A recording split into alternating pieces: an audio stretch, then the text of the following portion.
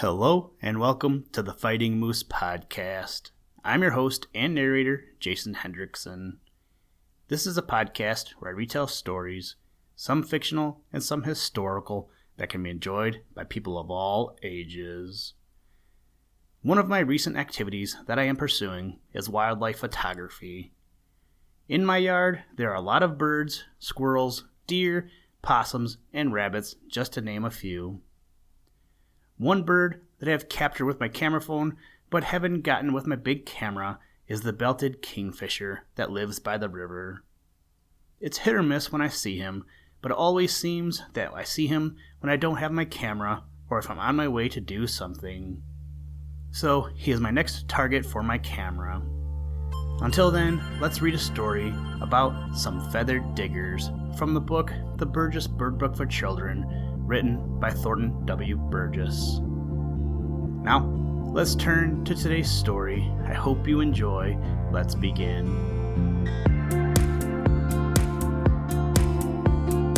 Liftoff. We have a liftoff.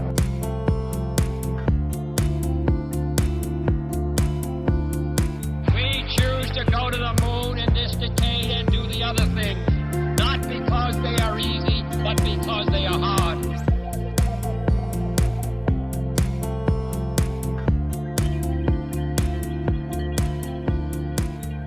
Some feathered diggers.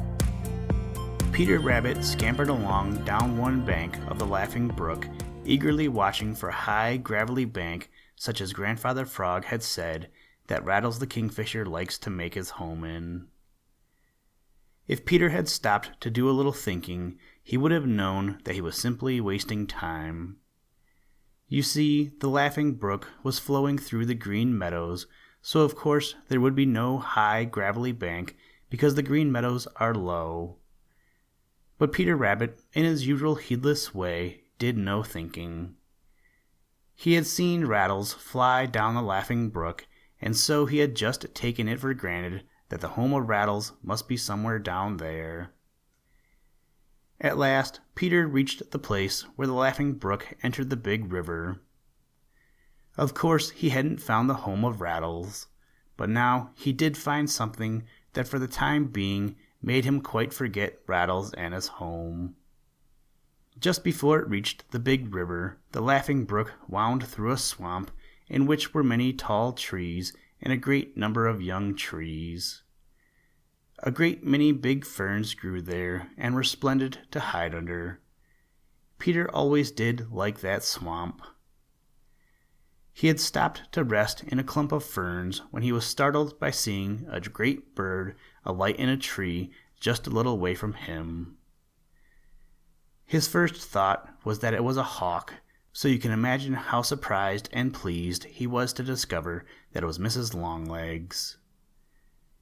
Somehow Peter had always thought of Longlegs the blue heron as never alighting anywhere except on the ground, but there was Mrs. Longlegs in a tree. Having nothing to fear, Peter crept out from his hiding place that he might see better. In the tree in which Mrs. Longlegs was perched, and just below her, he saw a little platform of sticks. He didn't suspect that it was a nest, because it looked too rough and loosely put together to be a nest. Probably he wouldn't have thought about it at all, had not Mrs. Longlegs settled herself on it right while Peter was watching. It didn't seem big enough or strong enough to hold her, but it did. As I live, thought Peter, I found the nest of Longlegs. He and Mrs. Longlegs may be good fishermen, but they certainly are mighty poor nest builders. I don't see how under the sun Mrs. Longlegs ever gets on and off that nest without kicking the eggs out. Peter sat around for a while, but as he didn't care to let his presence be known, and as there was no one to talk to, he presently made up his mind that being so near the big river, he would go over there to see if Plunger the Osprey was fishing again on this day. When he reached the big river, Plunger was not in sight. Peter was disappointed. He had just about made up his mind to return the way he had come, when from beyond the swamp, farther up the big river, he heard the harsh, rattling cry of Rattles the Kingfisher. It reminded him of what he had come for, and he at once began to hurry in that direction. Peter came out of the swamp on a little sandy beach. There he squatted for a moment, blinking his eyes, for out there the sun was very bright. Then a little way beyond him he discovered something that in his eager curiosity made him quite forget that he was out in the open where it was anything but safe for a rabbit to be. What he saw was a high sandy bank. With a hasty glance this way and that way to make sure that no enemy was in sight, Peter scampered along the edge of the water till he was right at the foot of that sandy bank.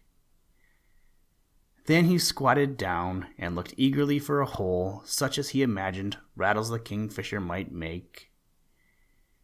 Instead of one hole, he saw a lot of holes, but they were very small holes. He knew right away that Rattles couldn't possibly get in or out of a single one of those holes. In fact, the holes on the bank were no bigger than the holes Downy the Woodpecker makes in trees. Peter couldn't imagine who or what had made them. As Peter sat there staring and wondering, a trim little head appeared at the entrance to one of those holes. It was a trim little head with a very small bill and a snowy white throat. At first glance, Peter thought it was his old friend, Skimmer the Tree Swallow, and he was just on the point of asking what under the sun Skimmer was doing in such a place as that, when with a lively twitter of greeting, the owner of that little hole in the bank flew out and circled over Peter's head. It wasn't Skimmer at all. It was Banker the Bank Swallow, own cousin to Skimmer the Tree Swallow. Peter recognized him the instant he got a full view of him. In the first place, Banker was a little smaller than Skimmer. Then, too, he was not nearly so handsome. His back, instead of being that beautiful rich steel blue which makes a skimmer so handsome, was a sober grayish brown. He was a little darker on his wings and tail. His breast, instead of being all snowy white, was crossed with a brownish band. His tail was more nearly square across the end than in the case with other members of the swallow family. What are you doing there?" stuttered Peter, his eyes popping right out with curiosity and excitement. "Why, that's my home," twittered Banker. Do you mean to say that you live in a hole in the ground?" cried Peter. "Certainly. Why not?" twittered Banker, as he snapped up a fly just over Peter's head. "I don't know any reason why you shouldn't," confessed Peter, "but somehow it is hard for me to think of birds as living in holes in the ground. I've only just found out that Rattles the Kingfisher does, but I didn't suppose there were any others. Did you make the hole yourself, Banker?" "Of course," replied Banker. "That is, I helped with it. Mrs. Banker did her share. Way in at the end of it, we've got the nicest little nest of straw and feathers. What is more, we've got 4 white eggs in there, and Mrs. Banker is sitting on them now." By this time, the air seemed to be full of Banker's friends, skimming and circling this way and that, and going in and out of the little holes in the bank. "I am like my big cousin, Twitter the Purple Martin, fond of society," explained Banker. "We bank swallows like our homes close together. You said that you had just learned that Rattles the Kingfisher had his home in a bank. Do you know where it is?" "No," replied Peter. "I was looking for it when I discovered your home. Can you tell me where it is?" "I'll do better than that," replied Banker. "I'll show you where it is." He darted some distance up along the bank and hovered for an instant close to the top. Peter scampered over there and looked up. There, just a few inches below the top, was another hole, a very much larger hole than those he had just left.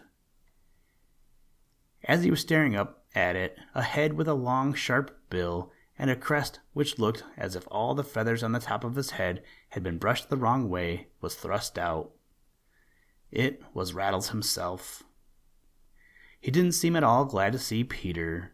In fact, he came out and darted at Peter angrily. Peter didn't wait to feel that sharp dagger-like bill. He took to his heels. He had seen what he started out to find, and he was quite content to go home. Peter took a short cut across the green meadows.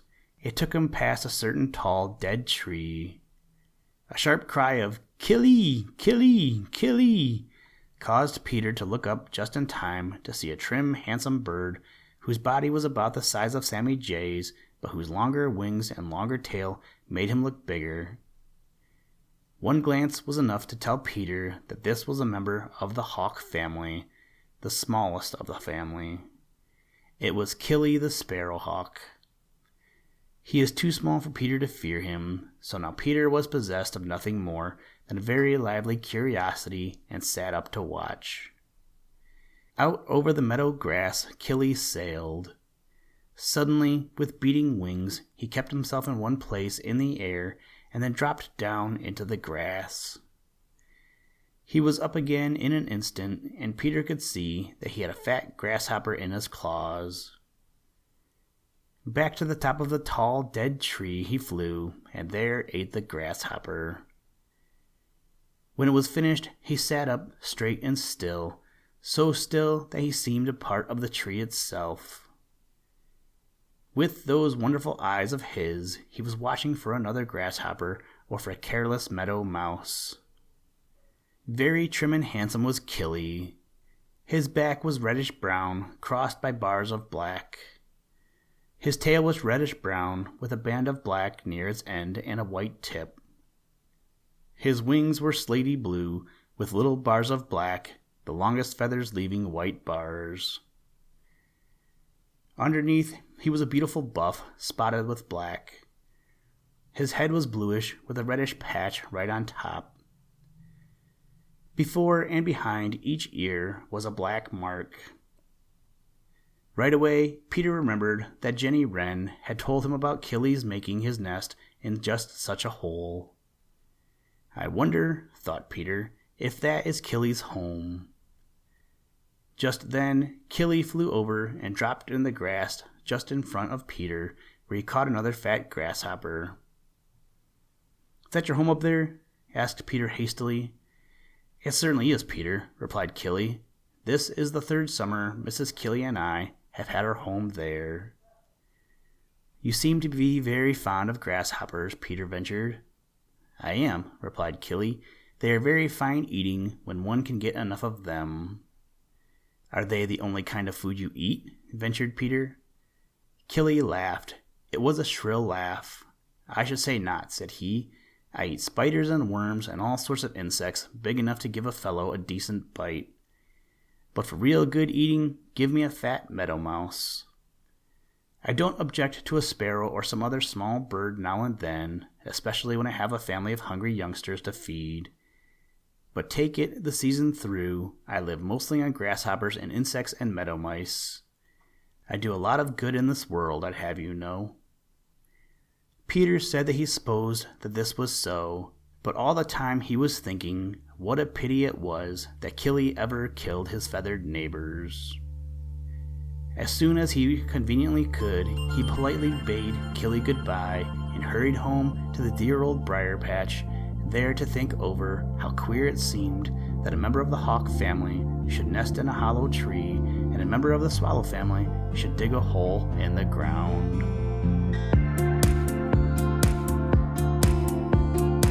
Listen, Tranquility Base here. The Eagle has landed.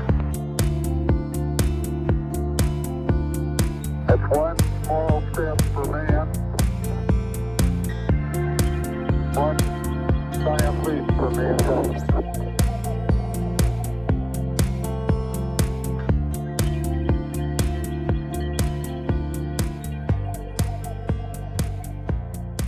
Thank you for listening to this episode of the Fighting Moose Podcast.